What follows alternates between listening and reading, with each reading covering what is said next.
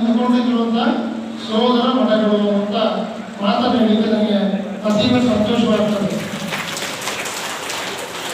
ನಿಜವಾದ ವಿರಕ್ತ ಪರಂಪರೆ ಏನು ಅಂತಂದರೆ ನಮಗೆ ಮೂಲ ನೆಲೆಯನ್ನು ಕೊಟ್ಟವರು ಯಡಿಯೂರು ಸಿದ್ಧಲಿಂಗೇಶ್ವರರು. ಅಲ್ಲಿಯವರೆಗೆ ವಿರಕ್ತ ಪರಂಪರೆಗೆ ಒಂದು ಸ್ಥಾನಿಕ ರೂಪವನ್ನು ಇದ್ದಿಲ್ಲ. ಆ ವಿರಕ್ತ ಪರಂಪರೆಯನ್ನು ಒಂದು ಮಠೀಯ ರೂಪದಲ್ಲಿ ಮೊದಲನೇದಾಗಿ ಸಂಚಾರ ಮಾಡುವ ಮೂಲಕ 101 ಜನ ವಿರಕ್ತರನ್ನು ತನ್ನೊಡನೆ ಕಟ್ಟಿಕೊಂಡು ಸಂಚಾರ ಮಾಡುವ ಮೂಲಕ ಈ ಪರಂಪರೆಗೆ ಒಂದು ಭವ್ಯ ಇತಿಹಾಸವನ್ನು ಹಾಕಿಕೊಟ್ರು. ಆ ಯಡಿಯೂರು ಸಿದ್ಧಲಿಂಗೇಶ್ವರ ಕಾಲದಲ್ಲಿ ಅವರ ತಮ್ಮ ಅವರ ಚಿಕ್ಕಮ್ಮನ ಮಗ ಒಬ್ಬರು ಸಿದ್ಧಲಿಂಗೇಶ್ವರ ಬರ್ತಾರೆ. ಅವ್ರು ಯಾರಂದ್ರೆ ಸ್ವತಂತ್ರ ಸಿದ್ಧಲಿಂಗೇಶ್ವರರು ಅಂತ. ಯಡಿಯೂರು ಸಿದ್ಧಲಿಂಗೇಶ್ವರ ಜೊತೆಗೆ ಯಡಿಯೂರು ಇದೆ, ಇನ್ನೊಂದು ಸ್ವತಂತ್ರ ಸಿದ್ಧಲಿಂಗೇಶ್ವರ ಜೊತೆಗೆ ಕೇರ್ಪೇಟೆ ತಾಲೂಕಿನ ಕಾಪನಹಳ್ಳಿ ಅವರಿಬ್ಬರು ಅಣ್ಣ ತಮ್ಮಂದರು. ಅದೇ ರೀತಿಯಾಗಿ ಯಡಿಯೂರು ಸಿದ್ಧಲಿಂಗೇಶ್ವರರು ಮತ್ತು ಸ್ವತಂತ್ರ ಸಿದ್ಧಲಿಂಗೇಶ್ವರನಿಗೆ ಬ್ರದರ್ಸ್ ಅಲ್ಲ, ಅದೇ ರೀತಿಯಾಗಿ ಸಿದ್ಧಲಿಂಗ ಮಠದ ಷಡಕ್ಷರ ಶಿವಗಳವರು ಮತ್ತು ಸೋಸರಿ ತೋರು ಮಠದ ಷಡಕ್ಷರ ಶಿವಗಳು ಇವರು ಕೂಡ ಅಣ್ಣ ತಮ್ಮಂದಿರೆ. ಹೇಗೆ ಅಂತಂದರೆ ನಾವೆಲ್ಲ ಬಹಳ ಸಂದರ್ಭದಲ್ಲಿ ಒಂದೊಂದು ಒಳ್ಳೆಯ ಗುರುಗಳಿದ್ರೆ ಅವ್ರು ದೇವರಿಗೆ ಸಮಾನ ಅಂತ ಅಂತೀವಿ. ಅವಾಗ ಯಾರಿಗಾದ್ರು ಕಷ್ಟ ಇದ್ದಾಗ ಒಂದಿನ ದುಡ್ಡು ಕೊಟ್ಟರೆ, ಕಷ್ಟವಿದ್ದಾಗ ಅನ್ನ ಕೊಟ್ಟರೆ, ಹಸ್ಕೊಂಡಾಗ ಅನ್ನ ಕೊಟ್ಟರೆ, ಏನೋ ಒಂದು ಸ್ವಲ್ಪ ಭಯಾನಕದಾಗ ನೀರು ಕೊಟ್ಟರೆ ದೇವ್ರ ಬಂದಂಗೆ ಬಂದ್ರಿ ಅಂತ ನಾವೆಲ್ಲ ಅಂತೀವಿ, ದೇವರಿದ್ದಂಗೆ ಅಂತ. ಆದರೆ ಈ ಸೋಸರಿ ತೋಟಿ ಮಾಡೋದ ಒಂದು ದೊಡ್ಡ ಶಕ್ತಿ ಏನು ಅಂತಂದರೆ ನಾವೆಲ್ಲ ಪಂಚಪರುಷಗಳು ಅಂತ ಕೇಳಿದ್ವಿ. ಕೇಳಿದ್ರೆ ಪಂಚಪರುಷಗಳು ಪಂಚಾಚಾರಗಳು ಕೇಳಿದ್ದೀವಿ. ಲಿಂಗಾಚಾರ, ಸದಾಚಾರ, ಶಿವಾಚಾರ, ಗಣಾಚಾರ, ನೃತ್ಯಾಚಾರಗಳನ್ನು ಕೇಳಿದ್ದೀವಿ ನಾವೆಲ್ಲ. ಇಲ್ಲಿ ಪಂಚಪರುಷಗಳು ಅಂತ ಕರೀತಾರೆ. ಈ ಪಂಚಪರುಷಗಳಲ್ಲಿ 3 ಮುಖ್ಯ ಪರುಷಗಳಿವೆ. ಒಂದು ನಡೆ ಪರುಷ, ಒಂದು ನುಡಿ ಪರುಷ, ಇನ್ನೊಂದು ದೃಷ್ಟಿ ಪರುಷ. ಇವುಗಳಲ್ಲಿ ಏನು ಅಂದರೆ ಸೋಸರಿ ತೋಪಿ ಮಠದ ಶಕ್ತಿ ಏನು ಅಂದರೆ ಇಲ್ಲಿ ನಡೆ ಪರುಷ, ಇಲ್ಲಿ ನುಡಿ ಪರುಷ, ಇಲ್ಲಿ ದೃಷ್ಟಿ ಪರುಷ. ಇವು 3 ಪರುಷಗಳು ಬಹಳ ಮುಖ್ಯವಾದಂಥವು.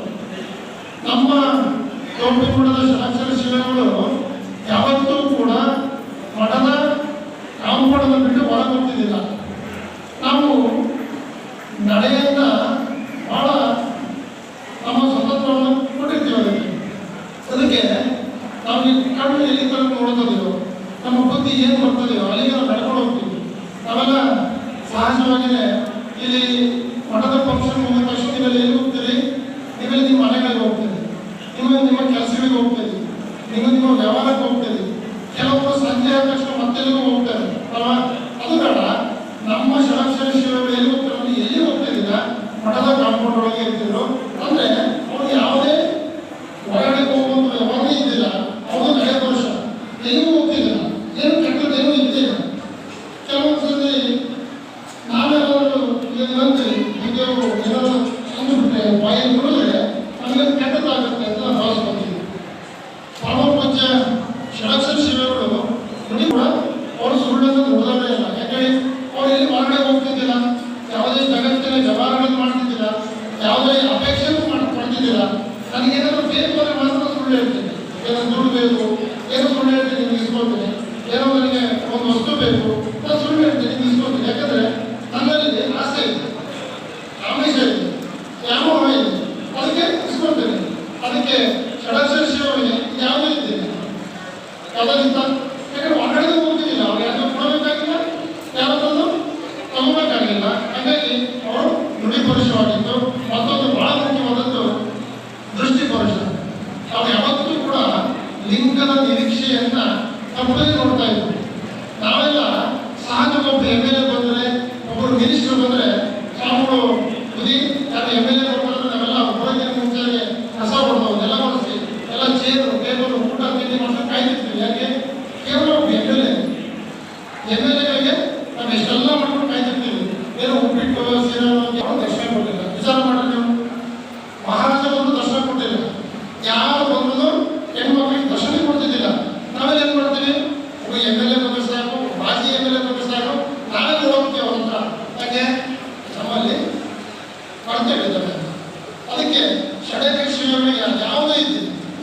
ಏನಕ್ಕೆ ಅಂತಂದರೆ ನನಗೇನು ಬೇಡಪ್ಪ, ನಾನು ವೈರಾಗ್ಯ ಮಾಡ್ತೀನಿ. ನಾನು ಬಂದಿರುವ ಕೆಲಸ ಏನು? ನಾನು ಜಗತ್ತಿನ ಉದ್ಧಾರ ಮಾಡುವಂಥ ಕೆಲಸ. ಸ್ವಾಮಿತ್ವದ ಕೆಲಸ ಏನಂದರೆ ಜಗತ್ತನ್ನು ಹರಿಸುವ ಕೆಲಸ. ನೀವೆಲ್ಲ ನನಗೆ ಸ್ವಾಮಿಗಳನ್ನು ನಮಸ್ಕಾರ ಮಾಡ್ತೀರಿ. ಏನಕ್ಕೆ ನಮಸ್ಕಾರ ಮಾಡ್ತೀರಿ? ಪಾಪ ನನ್ನ ಕಷ್ಟಗಳು ತೀರಿಲ್ಲಪ್ಪ ನಮಸ್ಕಾರ ಮಾಡಿ. ನಿಮ್ಗೆಲ್ಲ ಕಷ್ಟ ತಂದು ಏನು ಮಾಡ್ತೀರಿ? ಸ್ವಾಮಿಗಳ ಬುದ್ಧಿಯ ಪದಕ್ಕೆ ಹಾಕ್ತಾರೆ ಅಲ್ವಾ? ನಿಮ್ಗೆಲ್ಲ ಕಷ್ಟ ಕಾಡ್ಕೊಂಡೆ ನೋವು ನಲಿವನ್ನು ತಂದು ಬುದ್ಧಿಯ ಪದಕ್ಕೆ ಹಾಕ್ತಾರೆ. ಆ ಬುದ್ಧಿಯ ಶಕ್ತಿ ಇಲ್ಲ ಅಂದರೆ ಅದಕ್ಕೆ ನಿಜವಾದ ಶಕ್ತಿ ಕೇಂದ್ರ ಯಾವುದಾಗಿದ್ದರೆ ಅದು ನಮ್ಮ ಸೋಷಲಿ ತೋಗಿ ಮಠ ನಿಮ್ಮೆಲ್ಲ ಕಷ್ಟಗಳನ್ನು ನುಂಗಿಕೊಂಡು ಮತ್ತೆ ನಿಮಗೆ ಒಳ್ಳೆಯದನ್ನು ಮಾಡುವಂಥ ನಿಜವಾದ ಕೇಂದ್ರ ಅದು ಧಾರ್ಮಿಕ ಸಂಸ್ಥೆಗಳು, ಮಠಮಾನ್ಯಗಳು ಮಾತ್ರ. ಅದು ಒಂದು ಶಕ್ತಿಯನ್ನು ಉಳಿಸಿಕೊಂಡಂಥ ಮಠ, அந்த ಶಕ್ತಿಯನ್ನು ಬೆಳೆಸಿಕೊಂಡಂಥ ಮಠ, அந்த ಶಕ್ತಿಯನ್ನು ಬೆಳೆಸಿಕೊಂಡಂಥ ಮಠ ಯಾವುದಾದ್ರೂ ಇದ್ದರೆ ಅದು ಪವಿತ್ರವಾಗಿರುವಂಥ ಸೋಸಲೆ ತೋಟಿ ಮಠ ಅಂತ ಹೇಳಿ ನನಗೆ ಹೆಮ್ಮೆ ಆಗ್ತದೆ. ಪವಿತ್ರವಾಗಿರುವಂಥ ಶಿವಾಕ್ಷರ ಶಿವಯುಕ್ತವರ 71 ವರ್ಷ ಸ್ಮರಣೋತ್ಸವ ಇವತ್ತು ಕೂಡ ಅವರ ಹೆಸರಿನಲ್ಲಿ ಏನೆಲ್ಲ ನಡೀತಿದೆ ಅಲ್ವಾ? ಅವರ ಶಿವಯೋಗಿ ಅಂತ ತಕ್ಷಣ ಸಾಕು, ಷಡಕ್ಷರ ಅಂತ ಮೊದಲು ಸಾಕು, ಏನು ಬೇಕು ನಮಗೆ ಲಭಿಸ್ತದೆ, ಸಿಗ್ತದೆ. ಅದಕ್ಕೋಸ್ಕರವಾಗಿ ಅಂತ ಪವಿತ್ರವಾಗಿರುವಂಥ ಗದ್ದಿಗೆ ಮೋದಿಯ ಆಶೀರ್ವಾದ ಸದಾ ನಿಮ್ಮ ಮೇಲೆ ಇರಲಿ. ಇಲ್ಲಿ ದಾಸೋಹ ನಡೀತೆ ಪ್ರತಿನಿತ್ಯ. ನಾವೆಲ್ಲ ಅನ್ಕೋತೀವಿ ಇಲ್ಲಿ ನನಗೆ ಯಾರ ಹೆಸರಿಲ್ಲ, ನನ್ನ ಹೆಸರು ಕೇಳಿಲ್ಲ, ನನಗೆ ಯಾರು ಸನ್ಮಾನ ಮಾಡಿಲ್ಲ. ನೀವು ಕೊಟ್ಟಿದ್ದು ತನಗೆ, ಬಚ್ಚಿಟ್ಟಿದ್ದು ಪರನೆಗೆ, ಕೊಟ್ಟಿದ್ದು ಕೆಟ್ಟಿದ್ದರೆ ಬೇಡ, ಮುಂದೆ ನಿನಗೆ ಕಟ್ಟಿಟ್ಟಿದ್ದು ಬುದ್ಧಿ ಸರ್ವಂತಾದ ಹಾಗೆ ನೀವು ಎಷ್ಟು ಉದಾರವಾಗಿ ದಾನ ಕೊಡ್ತೀರಿ, ಉದಾರವಾಗಿ ದೇಣಿಗೆ ಕೊಡ್ತೀರಿ. ಈಗ ಯಾರು ಫಲಾಪೇಕ್ಷೆನೂ ಬಯಸಬಾರ್ದು. ಈಗ ಹೇಗೆ ಕೊಡಬೇಕು ಅಂದರೆ ನನ್ನ ಹೆಸರು ಬರಬೇಕು ಅಂತ ಯೋಚನೆ ಮಾಡಿಕೊಟ್ರು ಅದು ಫಲ ಕೊಡಲ್ಲ. ನನಗೆ ಹೆಸರು ಬರಬೇಕು, ದೇವರು ಒಳ್ಳೇದು ಮಾಡಬೇಕು ಅಂತ ಕೊಡಬೇಡಿ, ಸುಮ್ಮನೆ ಕೊಡಿ. ನೀವು ನಿಮಗೆ ಮನೆಗೆ ಹೋಗೋದ್ರೊಳಗೆ ಆ ಪರಮಾತ್ಮ ಅದು 2 ವರ್ಷಕ್ಕೆ ಒಳ್ಳೇದು ಮಾಡಿರ್ತಾರೆ. ಅದಕ್ಕೆ ಯಾವತ್ತೂ ಕೂಡ ಬಚ್ಚಿಟ್ಟಿದ್ದು ಅದು ಪರಸತ್ತಾಗುತ್ತೆ. ಕೊಟ್ಟಿದ್ದು ಮಾತ್ರ ನನ್ನ ಸ್ವತ್ತು. ಅದಕ್ಕೆ ಧಾರ್ಮಿಕ ಸಂಸ್ಥೆಗಳಿಗೆ, ಮಠಮಾನ್ಯಗಳಿಗೆ ಕೊಡೋದ್ರ ಮೂಲಕ ಕೊಂಡಿಡಿದ ಉದ್ಯಮಗಳಿಗೆ ಹಣವಿದ್ದಾಗಲೇ ಭಕ್ತಿ, ಎಡವಿದ್ದಾಗಲೇ ಸೇವೆ, ಗುಣವಿದ್ದಾಗಲೇ ಮಾಡಿ ಮುಕ್ತಿ ಪಡೆಯಾತ್ಮ ಅಂತ ನೀವು ಯಾವಾಗ